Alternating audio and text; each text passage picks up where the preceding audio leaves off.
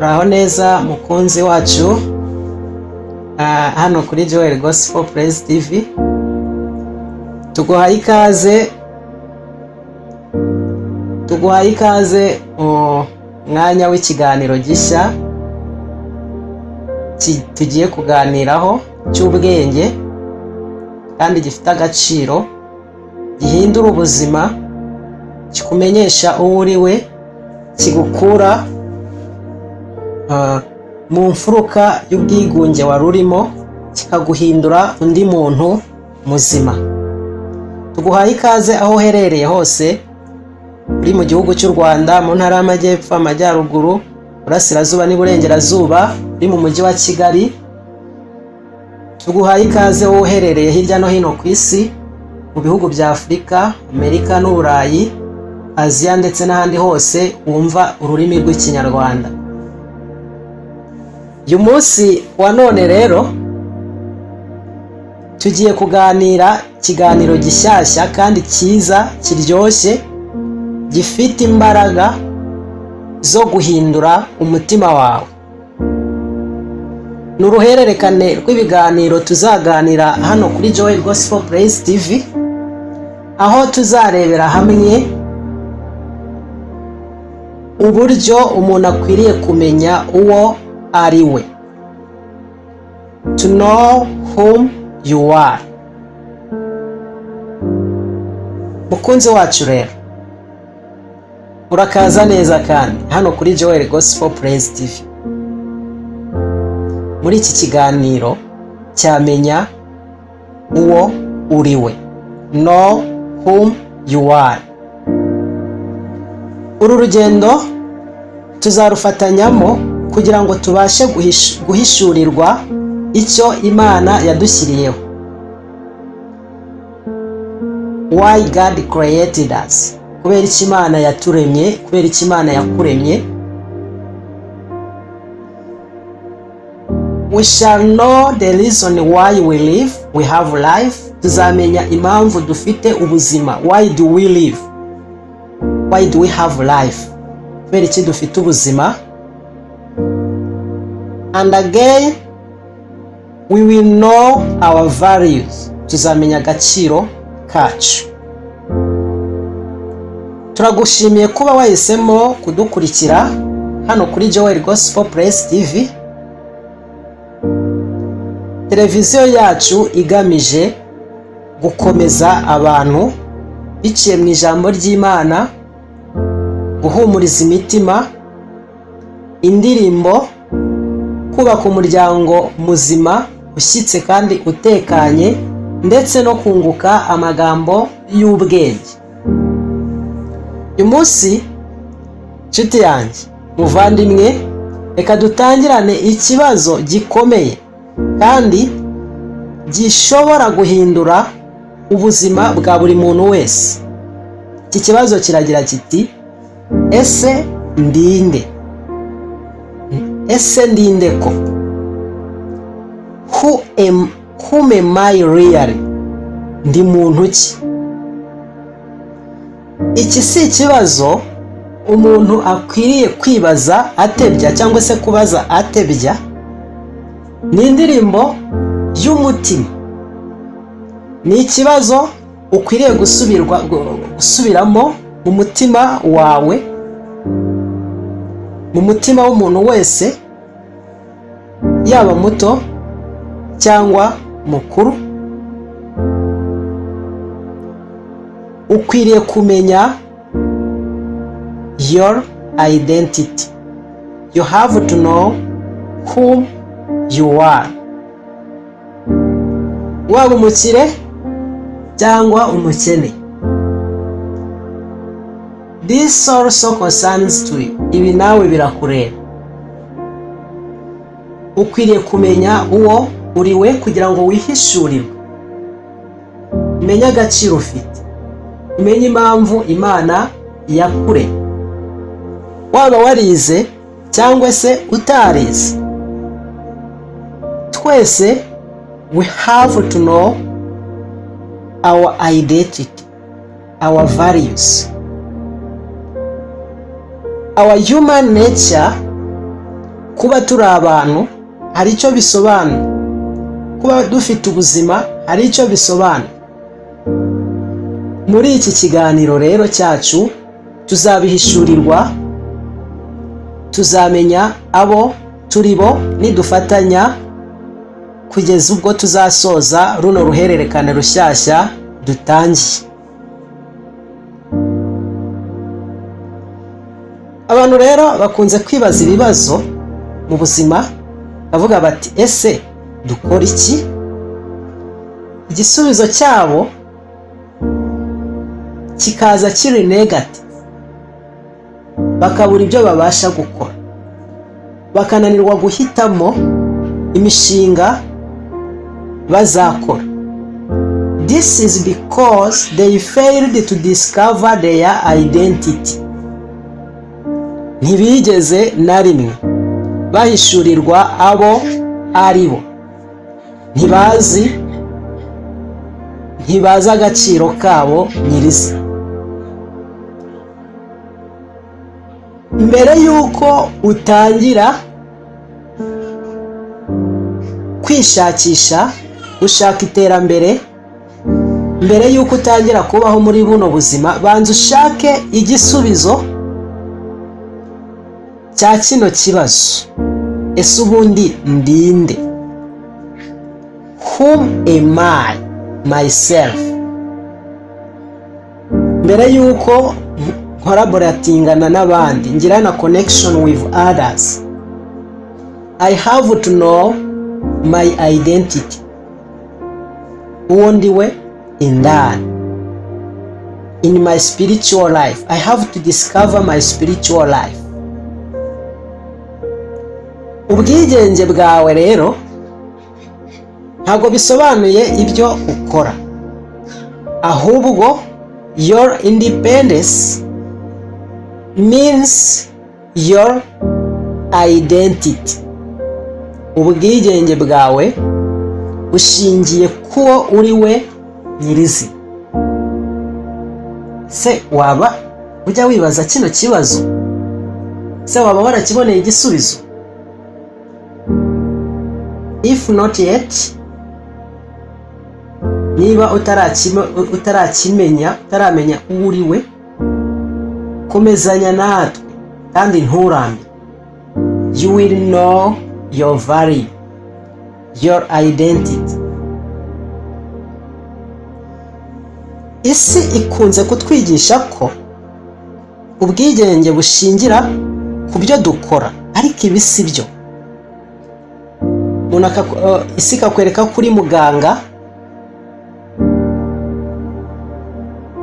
ugashaka gutekereza ko ari we muntu uri we. Ndi muganga, ndi umubyeyi, ndi umwarimu, ndi umucuruzi.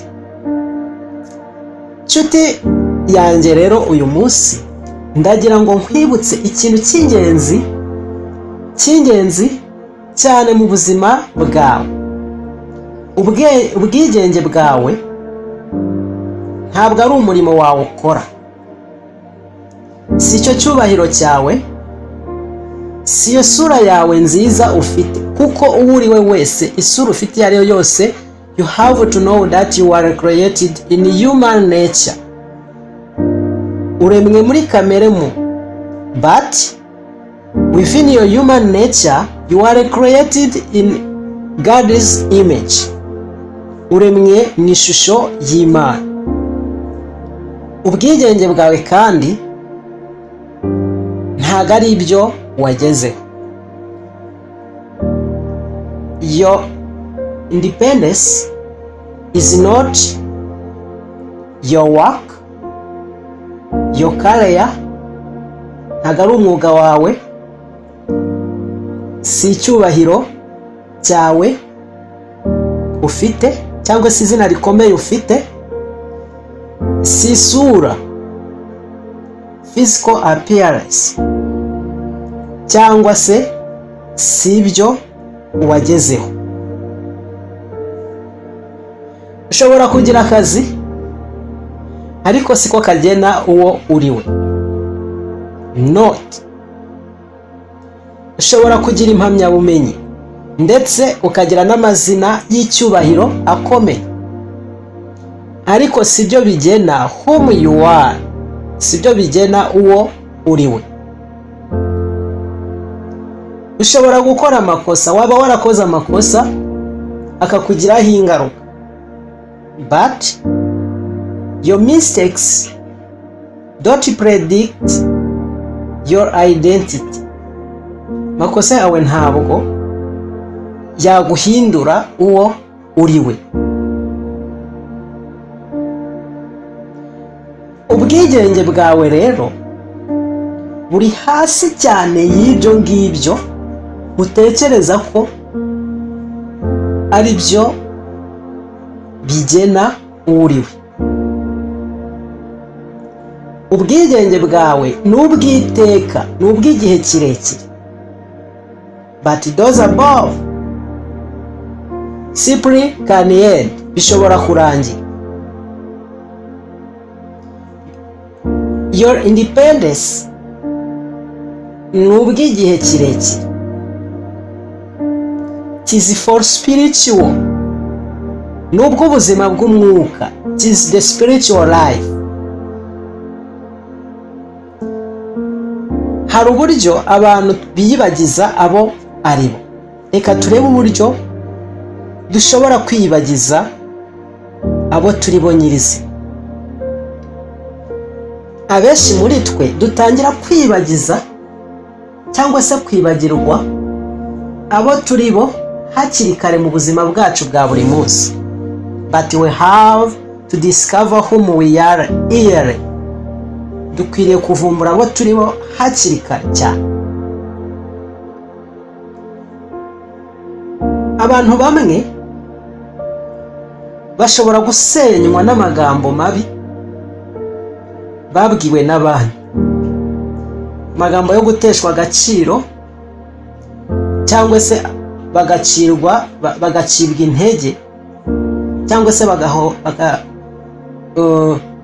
bagakorerwa ihohoterwa, bagatangira gutekereza ko abo ari bo nyirizi.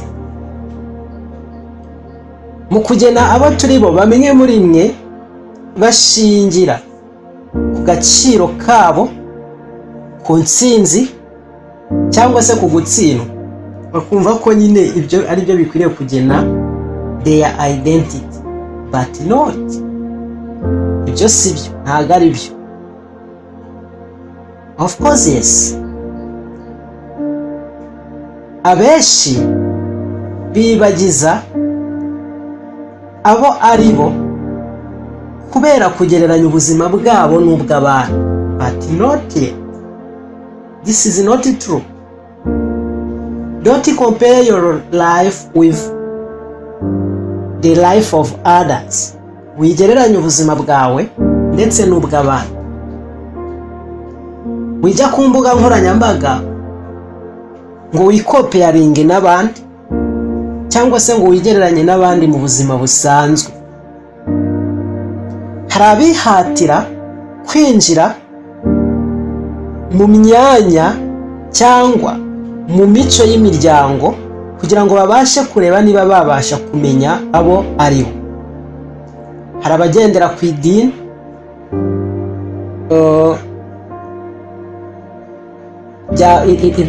hari abagendera ku by'amadini abasaba, ku by'imico ibasaba, but ibyo si byo bigena uwo uriwe.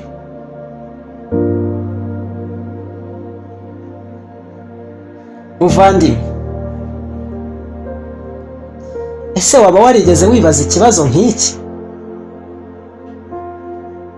Ntabwo ukwiriye kubaho ubuzima nk'ubw'undi muntu uwo ari we wese. You need to live as you yourself. Ukwiriye kubaho nkawe ubwawe. This is because you are extraordinary person. Nje kuguhishurira ko uri umuntu udasanzwe. Uri umuntu udasanzwe kubera iki? You were created in God's image. Umuntu waremwe mu ishusho y'Imana, urumva uri umuntu usanzwe. ntabwo usanzwe. Bibiliya ubwayo itwereka ko Imana nyirizina yo ituzi neza abo turi bo. That's why, dear friend, you have to ask God to reveal the whom you are to you. Kwiriye gusaba Imana kugira ngo iguhishurire nyirizina uwo uri we mu buzima bwawe. Yeremiya igice cya mbere umurongo wa 5 niho hari ijambo rivuga ngo nakumenye narakurema mu nda ya nyoko wawe utaraba urusoro, igihe wari utarabumba. Imana yari ikuzi. That's why ukwiriye gusaba Imana kugira ngo ikwereke impamvu waremwe. Ni iyihe mpamvu ubundi wabaye created? Ni akahe gaciro ufite katurutse ku nkomoko yo kuremwa kwawe? Of course, you have to build relationship with God. Ukwiriye kubaka umubano mwiza n'Imana. Tekereza kuri iri jambo twumvise muri Bible, muri Bibiliya. Mbere yuko ababyeyi bawe bakubyara, mbere yuko witwa izina witwa ubu, izina witwa sindizi, ariko mbere yuko uryitwa, mbere yuko uhumeka umwuka wawe wa mbere, Imana yari isanzwe izi uwo uriwe. Ukwiriye gusaba Imana kugira ngo iguhishurire uwo uriwe nyirizi. Ibi bivuze iki rero? Bivuze ko ubwigenge bwawe budatangirira ku muntu uwo ari we wese, ahubwo butangirira ku Mana. Uwo uriwe bishingira ku nkomoko yawe y'umuremyi wawe, your creator.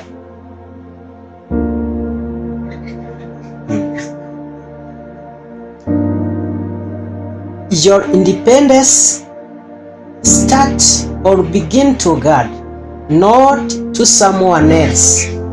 Ntabwo ari ku muntu uwo ari we wese. Mu kuremwa kwawe, mu mibereho yawe, ntabwo wigeze uremwa ku bw'ikosa, nta nubwo uri ikosa ku bandi. That's what you have to know. Nta nubwo wigeze wibagirana imbere y'umuremyi wawe. You are known, urazwi. Ntabwo uri impanuka, waremwe mu bushake bw'Imana. Umuremyi wawe yakuremye mu bushake. Itangiriro igice cya mbere umurongo wa 27 haravuga ngo Imana yaremye umuntu mu ishusho ryayo. Umugabo n'umugore bose baremwe mu ishusho y'Imana, kuko ari bo bantu ba mbere Imana yaremye. Baremwe ari ibiremwa bidasanzwe.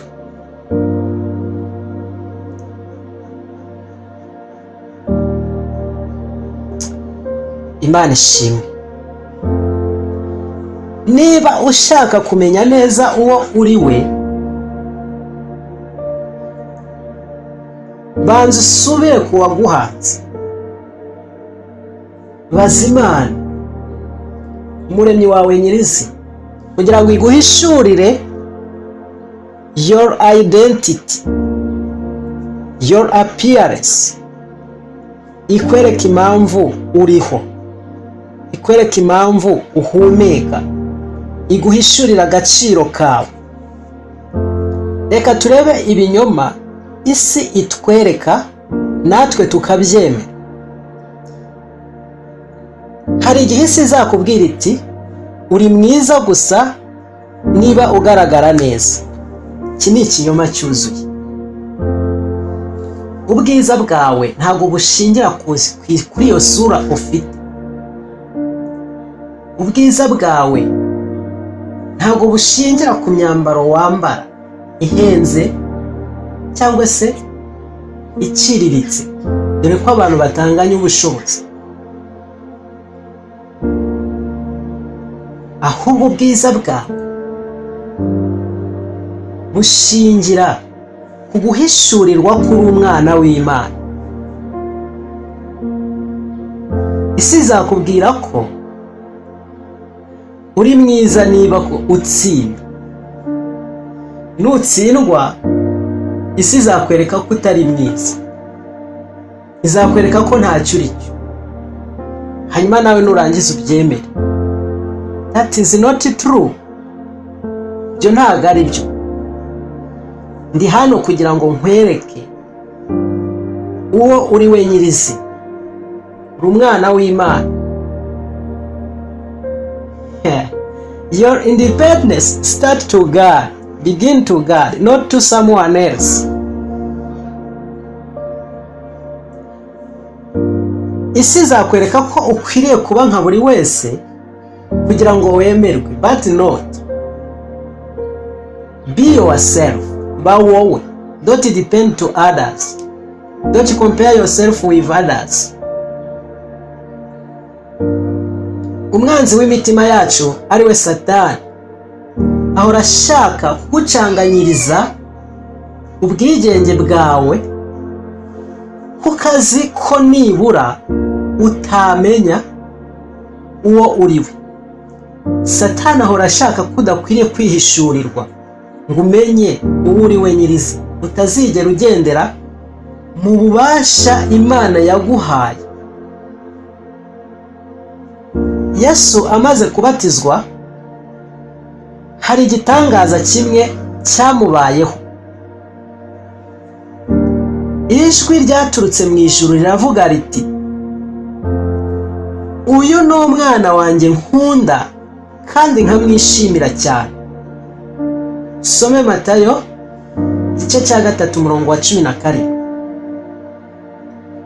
Ibi bivuze iki?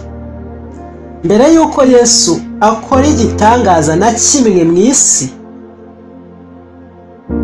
mbere yuko atangira kubwiriza cyangwa kwegeranya abantu, Imana yari yamaze kumwemeza, kumuhishurira uwo ari we, the whom he will. Imana yari yamaze kumuhishurira uwo ari we. Niyo mpamvu rero nawe uri kunyumva kakanya kuri Joel Gospel Praise, nakuzaniye ino nkuru nziza. Mbere yuko utangira gukora imishinga yawe, mbere yuko utangira gupanga uwo uzabaho muri ino si, banza usaba Imana iguhishurire your identity, your appearance, iguhishurire impamvu uriho, your values, mbere yuko uzatangira gukora buri kimwe cyose.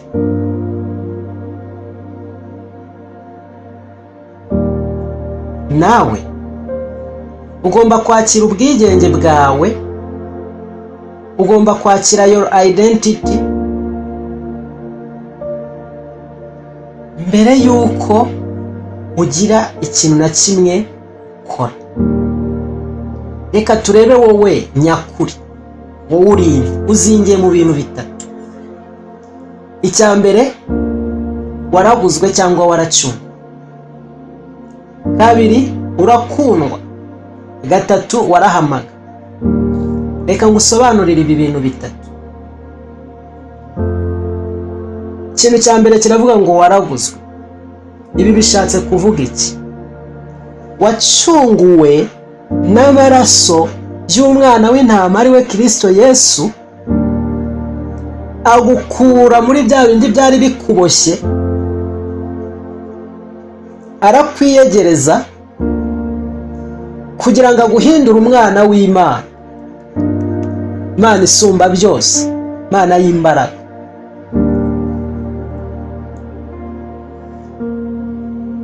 Reka turebe igisobanuro cy'impamvu ukundwa, urakundwa cyangwa se urakunzwe. Wakunzwe n'umwami Yesu kuko byamukuye mu ijuru, kuko yabonye kuri uw'agaciro kenshi, karenze ko waremwe mu ishusho y'Imana aza mu isi abambwa ku giti ku musaraba ku bwawe. Urumva urwo rukundo? Gatatu, warahamaga amaze kugucunga, amaze kugukunda, yaraguhamagaye ati ngwino wowe urushye unyegere nanjye ndakuruhura. Ati muze mwese abarushye n'abaremerewe munsanga ndabaruhura. Ese noneho wowe urinde koko? Uri umwana w'Imana ihoraho, waremwe mu buryo butangaje kandi butunganye. Zaburi 139 umurongo wa 14. Wakunzwe urukundo rudashira n'umwana w'Imana Yesu Kristo. Yeremiya 31 umurongo wa 3. Ntabwo amateka yawe ari yakugena, ububabare bwawe uri gucamo sibwo bukugena, kandi ntabwo ugenwa n'ibyo utunze wowe. Ubwigenge bwawe bushingiye ku kintu kitazigera gihinduka n'umunsi n'umwe. Uku ni ukuri kw'Imana. Ntabwo urukundo Imana yagukunze ruzigera ruhinduka. Ntabwo Imana yakuremye mu ishusho yayo ibyo ntibizigera bivaho. Oya, ntibiteze guhinduka.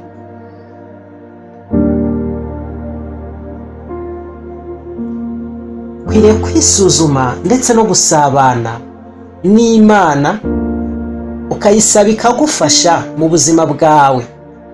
Ndakwinginze uyu munsi wowe uri kunkurikirana, tekereza ibi bintu cyangwa se wibaze ibi bibazo bitatu. Ibaze ikibazo cya mbere, kiragira giti ni ibihe binyoma cyangwa amazina mabi nemeye ko bigena uwo ndiwe? Iki kibazo numara kukibaza uzagishakire n'ibisubizo, kandi ibyo bisubizo uzabibona. Ibinyoma wakiriye ndetse n'amazina wahawe ukayemerera kugira ngo akugene uriwe, uzayashake. Ikibazo cya kabiri, ese ndashaka kwiyerekana ko ntwaye agaciro cyangwa se ko mfite agaciro binyuze mu byo nkora aho kubana n'Imana? Ibaze kino kibazo. Ibaze niba ushaka kwiyerekana nk'ufite agaciro wabonye ukuye mu byo ukoraho kurushaho gushaka kubana n'Imana. Ikibazo cya gatatu, ese nashatse kumenya uwo ndiwe binyuze ku byo isi inyereka aho kubisaba Imana? Iby'isi kwereka ntabwo bikwiriye kukugena wowe uwo uri we nyirizi, ahubwo saba Imana ibiguhishurira.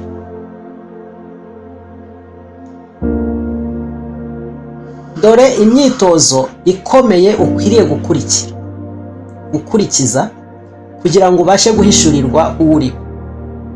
Soma Bibiliya kenshi, andika ukuri byibuze imirongo 5 yo muri Bibiliya ivuga ku muntu uri we, uwo uri wowe nyirizi. Hanyuma ujye ubyiyibutsa uko ubyutse. Tangiza umunsi wawe mu kuri. Wirinde gutangiza umunsi wawe mu bwoba. Wirinde gutangirana umunsi wawe ufite isoni, cyangwa se gutangirana umunsi wawe ngo utangirire mu rujijo. Ahubwo tangirira umunsi wawe mu kuri. Muvandimwe, reka dusoze dusenga dusaba Imana kugira ngo irusheho kuduhishurira abo turi bo. Data wo mu ijuru, turagushimiye ko waturemye mu ishusho yawe. Turagushimiye ko watugize ab'agaciro gakomeye mu maso yawe. urakoze kuko mbere na mbere yuko tuvuka wowe wari utuzi. Utubabarire kuba hari igihe dushaka kumenya abo turi bo bitewe cyangwa se tubinyujije mu byo isi itwereka.